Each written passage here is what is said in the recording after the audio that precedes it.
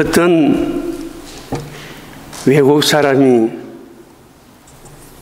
한국인 친구를 찾아와서 심각한 얼굴로 고양이를 심었다 하더랍니다. 고양이가 죽어서 땅에 묻은 것을 심었다고 그렇게 표현을 한 것입니다. 그래서 이 한국인 친구가 고양이는 심은 것이 아니고 묻었다 해야 한다, 그렇게 말을 해 주었다는 이야기였습니다. 우리가 세상을 살다가 보면은 아무리 묻어도 자꾸 살아나는 것이 있습니다. 그것이 우리 마음속에 있는 욕심입니다. 아무리 묻고 뽑고 별짓을 다 한다고 하지만은 우리 욕심은 계속 살아서 꿈틀거리고 올라오고 있습니다. 우리 육신을 가지고 사는 동안은 이 욕심이 없어지지 아니하고 끝까지 역사를 할 것입니다. 그렇기 때문에 욕심을 묻는 일은 죽는 날까지 계속 힘써 행하여야 되겠습니다. 반대로 우리 마음에 소망을 심고 희망을 계속 심어 나가야 되겠습니다. 소망은 하고 싶다, 그런 의미라고 하면 희망은 할 수 있다, 그런 의미로 우리가 이해를 할 수가 있습니다. 천국 가는 날까지 주 안에서 아름다운 소망과 희망을 많이 심으셔서 소망의 애벌레와 희망의 나비를 힘차게 날게 할 수 있는 그런 삶으로 남은 삶이 점점 풍성해지시기를 바랍니다. 오늘 찾아본 이 본문 전도서는 잠언서와 함께 지혜서로 알려져 있습니다. 영혼을 위한 지혜는 물론이고 육신 생활을 위해서도 좋은 지혜를 우리에게 많이 알려주고 있습니다. 그래서 많이 읽고 많은 지혜를 얻어서 지혜로운 삶이 되었으면 하는 바람입니다. 전도서를 히브리 말로는 코헬레트라고 한답니다. 그리고 헬라 말로는 에클레시아스테스라고 한다고 하는데요.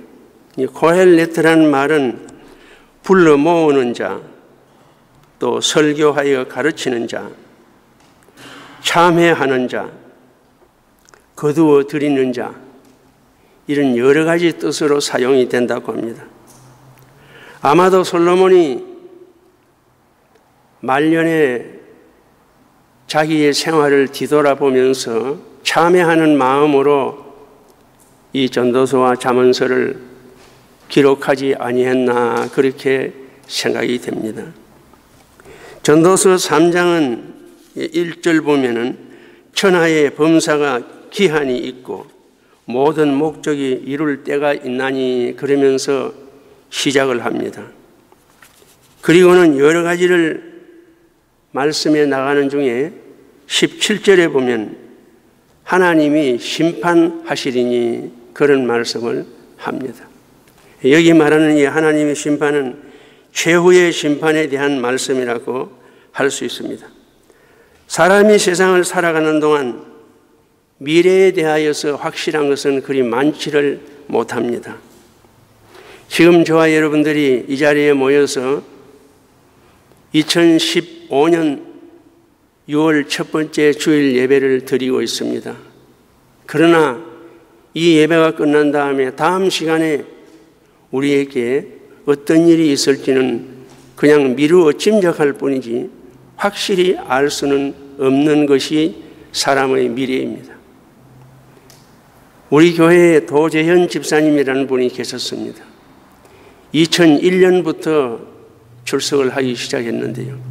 교회에 나온 지 한 1년 지난 다음에 위암 수술을 받았습니다. 저는 그때 위가 어떻게 생긴지 처음으로 그림을 통해서 봤습니다. 그런데 그 위암 수술은 암세포가 이 위 밑에로 붙어 있으면 수술하기도 좋고 치료하기도 더 좋다고 합니다. 그런데 이분은 위로 식도 가까이로 붙었어요.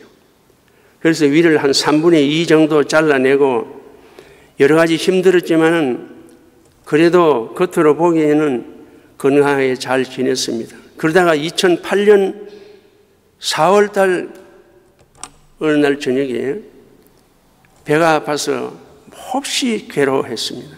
막 진땀을 흘리고 이렇게 그래서 이물전시로 병원에 입원을 했는데 일단 병원에 가니까 진통제를 주니까 아픈 것은 좀 견딜 수가 있었습니다.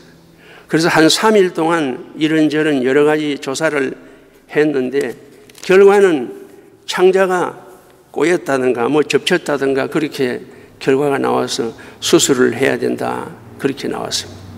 그래서 수술하는 날 오전에 우리가 몇 분이서 같이 가서 하나님 앞에 수술 잘 되게 해달라고 기도드리고 돌아왔습니다.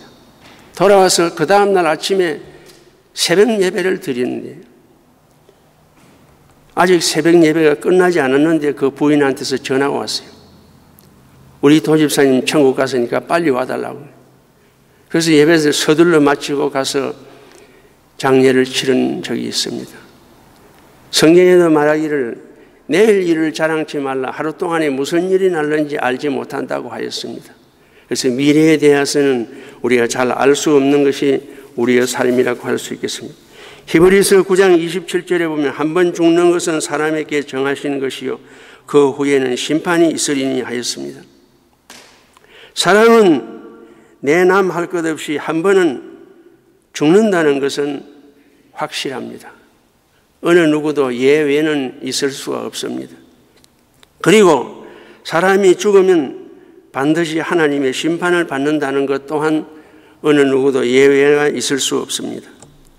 공원묘지 세일을 하는 사람들의 말을 들어보면 요즘은 젊은 사람들도 묘지를 많이 준비한다고 합니다. 왜냐하면 세상을 올 때는 순서가 있어서 오지만 갈 때는 순서가 없기 때문에 언제 어떻게 될지 모르기 때문에 미리 준비를 한다고 하면서 젊은 사람들도 많이 준비를 한다고 합니다. 우리 박일용 목사도 한 10년 전에 로저힐에 준비를 했다는 그런 이야기를 들은 적이 있습니다. 사람이 세상을 살다가 죽으면은 그것으로 끝나버리면 얼마나 좋겠습니까? 그러나 앞에서 말씀드린 히브리 9장 27절을 보면은 누구든지 반드시 하나님의 최후의 심판을 받아야 됩니다. 이것이 우리가 함부로 막살이로 살 수 없는 이유가 됩니다. 각자 자기에게 대한 모든 행동에 대한 책임을 져야 되기 때문입니다. 그래서 오늘은 본문인 전도서 3장 17절 말씀을 근거로 해서 하나님이 심판하시리라는 제목으로 하여서 함께 묵상해 보는 중에 은혜가 있으시기를 바랍니다. 첫 번째로 사람은 누구나 하나님 앞에서 반드시 심판을 받아야 한다는 사실입니다. 하나님의 심판, 다시 말하면 최후의 심판입니다. 성경은 여러 곳에 최후의 심판이 있을 것을 우리에게 많이 말해주고 있습니다. 몇 것만 예를 든다면 마태복음 25장에 나오는 세 가지 비유도 마지막 심판이 있을 것을 우리에게 잘 보여주는 내용입니다. 열처녀 비유, 달란트 비유, 또 양과 염소의 비유, 이런 것들이 반드시 최후에는 우리 앞에 심판이 있을 것을 보여주는 좋은 예라고 할 수 있겠습니다. 마태복음 13장에 나오는 가라지 비유도 사람이 한 번은 최후의 심판을 하나님께 받는다는 것을 보여주는 좋은 내용이라고 할 수 있겠습니다. 고린도후서 5장 9절로 10절에 이런 말씀이 있습니다. 제가 읽어드리니까 듣기만 하십시오. 그런즉 우리는 거하든지 떠나든지 주를 기쁘시게 하는 자 되기를 힘써노라. 주를 기쁘시게 하는 자 되기를 힘써노라. 왜 주를 기쁘시게 하는 자 되기를 힘써야 되느냐? 이는 우리가 반드시 그리스도의 심판대 앞에 드러나 각각 선악간에 그 몸으로 행한 것을 따라서 받으려 함이라. 그리스도의 심판대 앞에 서서 행한 대로 심판을 받아야 되기 때문에 주를 기쁘시게 하는 자 되기를 힘써야 된다. 그렇게 말하고 있습니다. 고린도전서 4장 5절에도 이렇게 말하고 있습니다. 그러므로 때가 이르기 전 곧 주께서 오시기까지 아무것도 판단치 말라. 그가 어두움에 감추인 것을 드러내고 깜깜한 데서 아무도 보지 않는 가운데 나도 볼 수 없는 그런 깜깜한 가운데서 행악까지 다 드러내고 마음의 뜻을 나타내시리니, 마음에 지나가면서 선뜻 생각한 그런 것까지 다 나타내시리니 그때에 각 사람에게 하나님께로부터 칭찬이 있으리라 그랬으니 책망도 있을 것입니다. 오늘 본문인 전도서 3장 20절과 21절을 다 같이 한번 읽어보겠습니다. 전도서 3장 20절과 21절 다 같이 읽겠습니다.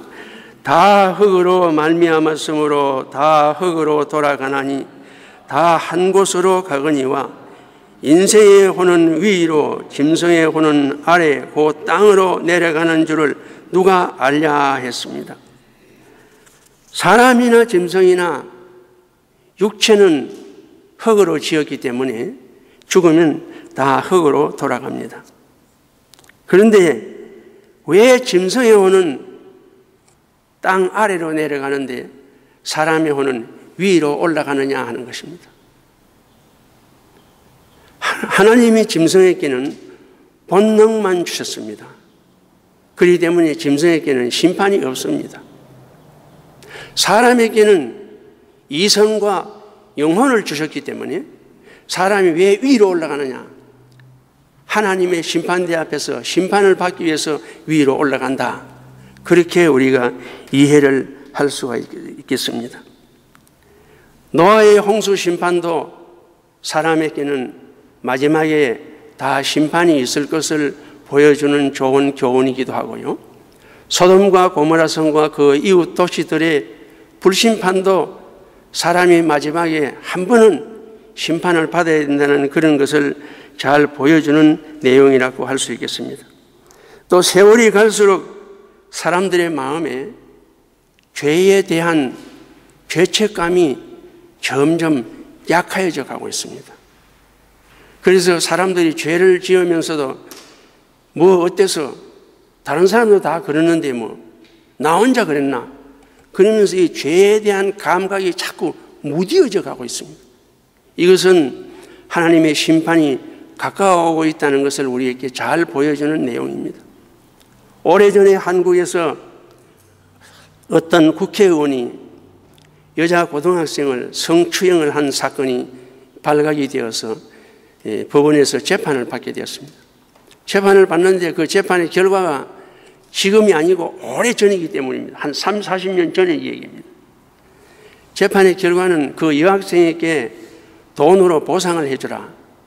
지금 미국 돈을 하면 4만 불입니다. 4만 불. 보상을 해주라. 그렇게 결과가 나왔습니다. 그런데 참 희한한 것은 그때 여자 고등학생들 사이에서 왜 나한테는 이런 것이 한 건 안 걸리나?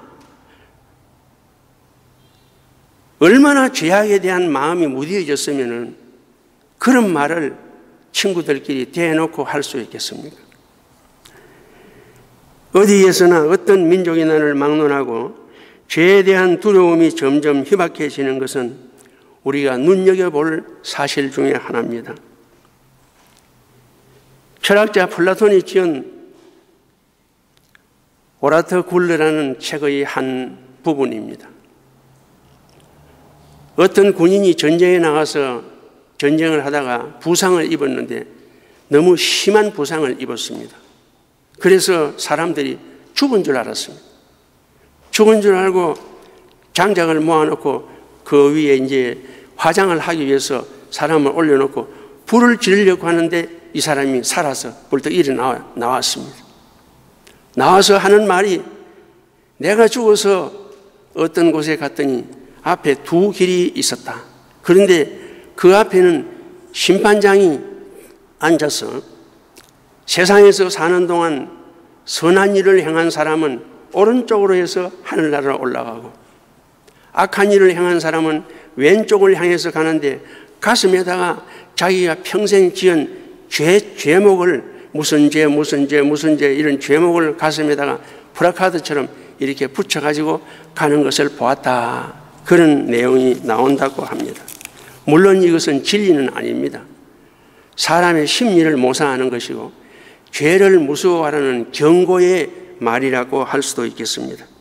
언제 주님이 다시 오실지 또 언제 우리가 주님의 부르심을 받을지 그 날과 그 시간은 모르지만 반드시 주님은 오시고 또 내가 부르심을 받을 것은 분명합니다.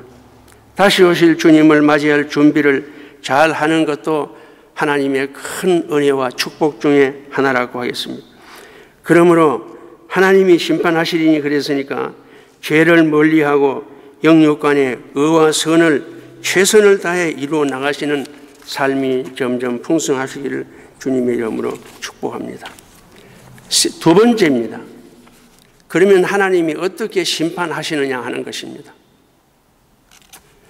두 가지로 요약을 하면은 하나는 공심판이고 하나는 사심판이라고 할 수 있습니다.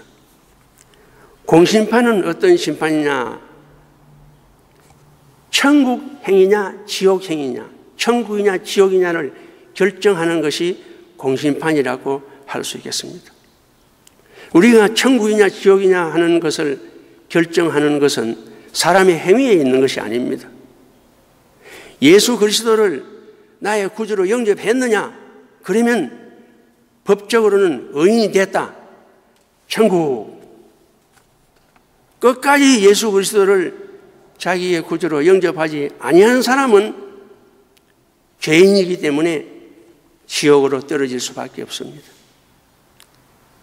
여기에서 의인과 악인의 기준은 세상의 어떤 법이나 윤리나 도덕을 기준으로 한 것이 아니고 예수를 구주로 믿느냐 믿지 않느냐, 그것으로 의인과 악인을 구별했습니다.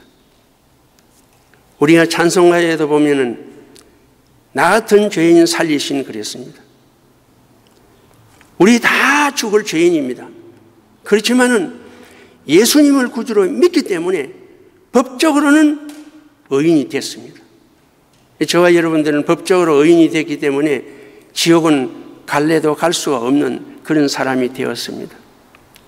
이 한 가지만 해도 우리가 목숨을 다 드려도 아깝지 않을 엄청난 은혜와 축복이라고 할 수 있겠습니다. 그 다음에 하나는 사심판인데요. 사심판은 예수를 구주로 믿은 사람이 믿은 이후에 죽을 때까지 행한 모든 행동에 대한 심판을 받는 것이라고 할 수 있겠습니다. 그러면 사심판은 무엇을 기준으로 해서 어떻게 심판하느냐? 요한계시록 20장으로 가보겠습니다.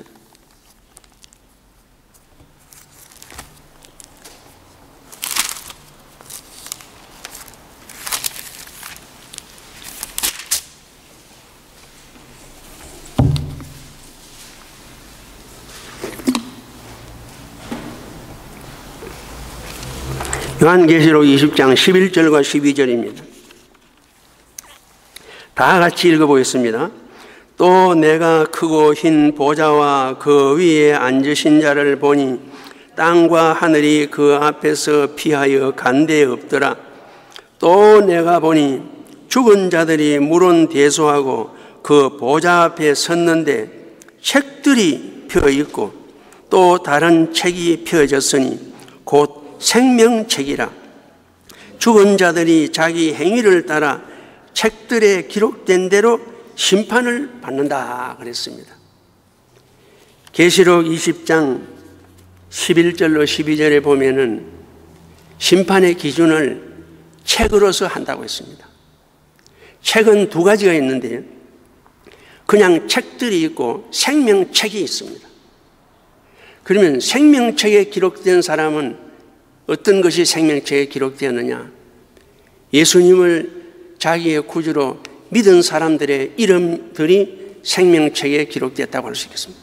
그리고 예수님을 구주로 믿은 다음에 죽는 날까지 행한 모든 어려운 행위들이 생명책에 기록됐다고 할 수 있겠습니다.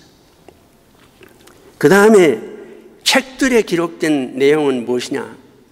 책들에 기록된 내용은 끝까지 예수 그리스도를 구주로 믿지 않는 사람들의 이름들입니다.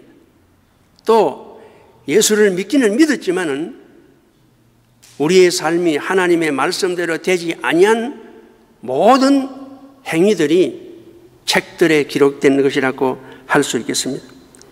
여기서 말하는 어려운 행위와 악한 행위는 물론 도덕이나 윤리나 세상 법적으로 하는 말 아니고 정황무한 하나님의 말씀에 따라서 말씀대로 된 것은 의고 말씀대로 되지 아니한 것은 악이라 그렇게 표현할 수 있습니다.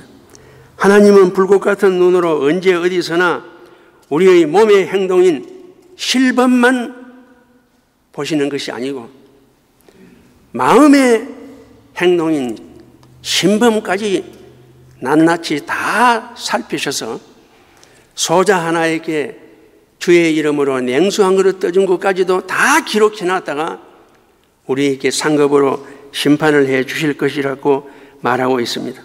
그러므로 생명책에 기록된 사람과 일들은 천국으로 들어가 영원 무궁토록 영생 복락을 누리게 되겠고, 책들에 기록된 사람들과 일들은 유황 불못에 던져져서 영원 무궁토록 고통을 당하게 될 것입니다.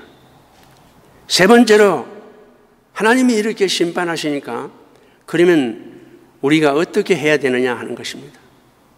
첫째로는 아직도 예수를 구주로 믿지 않는 사람들은 빨리 예수를 구주로 믿고 영접해서 구원을 얻어야 되겠습니다. 그리고 우리는 먼저 믿었으니까 우리 주변에 아직도 예수를 믿지 않는 친척이나 친구나 이웃들이 있으면 그들에게 힘써 복음을 전하여서 구원해내야 됩니다. 자기들은 모르지만은 구원받은 우리가 볼 때는 그들은 사망의 물에 빠져가지고 지금 멸망을 향해서 흘러 떠내려가고 있는데도 모르는 겁니다. 그러니까 아는 우리가 그들의 형편을 보고 힘써 복음을 전해서 구원해내는 것이 먼저 믿는 우리의 할 일이고요. 그 다음에 이미 믿는 우리들은 눈으로 보는 것이나 귀로 듣는 것이나 마음으로 생각하는 것이나 입으로 말하는 것이나 손발로 행동하는 이 모든 것을 의와 악의 기준이 되는 하나님의 말씀을 따라서 하도록 삼가 조심하여야 할 줄로 압니다. 눈으로 보고 귀로 듣고 마음으로 생각하고 입으로 말하고 손발로 행동하는 모든 것이 하나님의 말씀대로 되어져야 하겠습니다. 왜냐하면 우리는 누구든지 반드시 한 번은 죽게 되고 죽으면 위로 올라가 하나님 앞에서 최후의 심판을 받아야 하기 때문입니다. 말하자면 우리가 하나님께로부터 이 세상에 왔다가 세상을 떠나서 다시 하나님께로 돌아가니까 천국으로 가니까 귀국을 하는 겁니다. 우리가 죽는 것은 천국으로 귀국하는 겁니다. 그러면 귀국하면은 하나님 앞에 내가 세상에 가서 어떻게 살다 왔다는 귀국 보고를 해야 됩니다. 우리 모든 생활의 회개 보고를 정확하게 해야 됩니다. 그러므로 하나님이 우리에게 50년을 주셨든지 60년을 주셨든지 70년을 주셨든지 80년을 주셨든지 90년을 주셨든지 100년을 주셨든지 간에 이것은 내 것이 아니고 하나님이 내게 주신 것입니다. 그렇기 때문에 마지막으로 위로 올라가서 하나님 앞에 섰을 때에 내가 준 그 많은 시간, 내가 준 그 많은 건강, 내가 준 그 많은 재능, 내가 준 그 많은 경제 무엇을 위하여 썼느냐 그렇게 물으실 것이고 우리는 하나님이 주신 시간을 이렇게 썼습니다. 하나님이 주신 나를 이렇게 무엇을 하면서 보냈습니다 하고 정확하게 귀국 보고를 해야 됩니다. 저는 하나님과 교회와 제 신앙 양심 앞에 항상 두려운 마음으로 살아왔습니다. 학생들이 학교를 가거나 직장인이 직장을 가게 되면 최소한 6시간 이상 공부를 하거나 또는 일을 하거나 8시간 정도는 꼭 공부를 하거나 일을 하거나 합니다.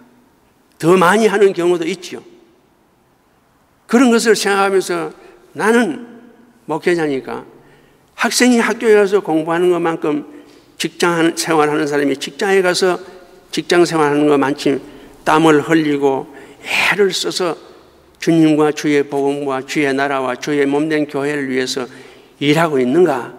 그런 두려운 마음으로 지금까지 살아왔습니다. 모든 것은 하나님이 주신 것이니까요.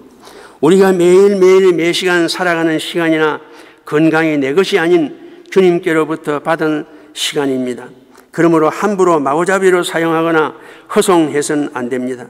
왜냐하면 언젠가 반드시 하나님이 준 시간, 하나님이 준 건강, 하나님이 주신 경제, 하나님이 주신 재능, 이런 것을 하나님 앞에 정확하게 심판을 받아야 되기 때문입니다.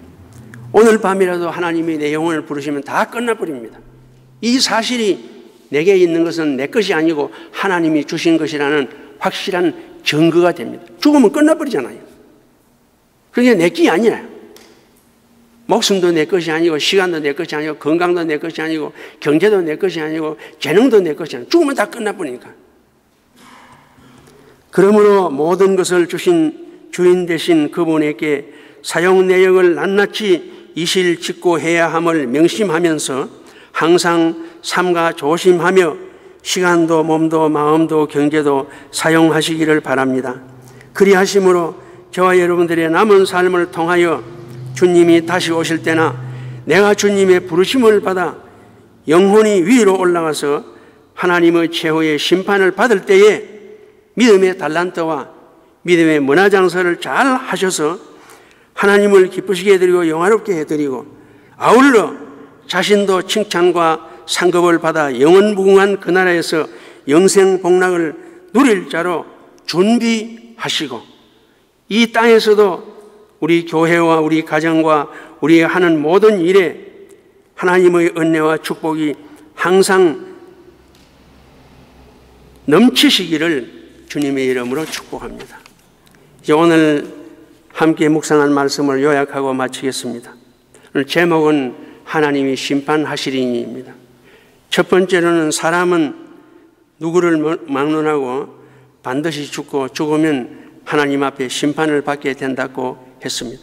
한 번 죽는 것은 사람에게 정한 것이요 그 후에는 심판이 있으니 그렇습니다. 하나님이 어떻게 심판하시느냐? 공심판. 믿었느냐 믿지 않았느냐? 공심판이고 사심판은 믿은 다음에 모든 행위에 대하여서 하나님 앞에 심판을 받습니다. 기준은 하나님의 말씀대로 되었느냐 되지 않았느냐 합니다. 그러므로 죄를 멀리하고 하나님의 말씀대로 살도록 힘쓰십시다. 우리의 할 일은 무엇인가? 믿지 않는 사람에게 복음을 전해야 하고 이 복음 전하는 것은 해도 되고 안 해도 되는 것이 아닙니다. 안 하면은 화가 있다고 그랬습니다. 그러니까 직접 전하든지 아니면 물질로 후원을 하든지 아니면 기도로 후원을 하든지 예수 믿는 사람은 초대교회는 다 정인이라고 그랬습니다. 정인. 정인은 순교라는 말과도 같이 사용합니다. 그렇기 때문에 예수 믿는 사람은 복음을 전하는 사람이다. 이렇게 봐도 과히 잘못 보는 것이 아닙니다. 그렇기 때문에 믿는 우리는 하나님의 말씀을 모든 주변 사람들에게 열심히 전해야 되겠습니다. 자신의 삶을 이실직고해야 하는 줄 알고 심판대에 앞서 자랑스러운 귀국 보고가 되도록 하루하루의 삶을 삼가 조심하면서 살도록 하시기 바랍니다. 기도드리겠습니다.